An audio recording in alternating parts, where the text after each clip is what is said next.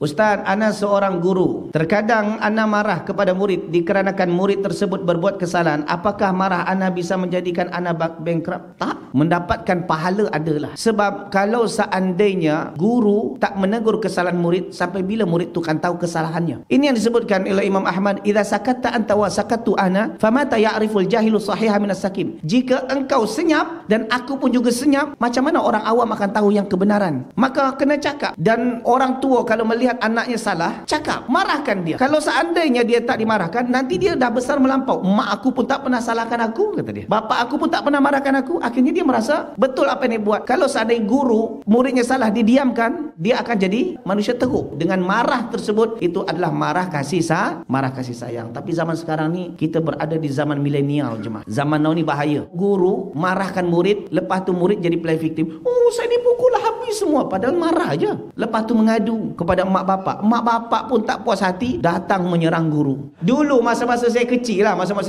kalau kita buat salah, kena tepuk oleh guru, jangan mengadu. Mengadu kerana hempap lagi dengan marah. Betul tak? Kenapa kau kena pukul tadi? Sebab saya buat ni. Pap, buat malu je kau. Kalau zaman sekarang tak. Itulah menyebabkan anak zaman sekarang banyak yang nakal daripada zaman dahulu. Dulu nakal juga, tapi sekarang jauh lebih melampau. Sebab guru tu tak ada muruah. Nak tegur tapi tak berani.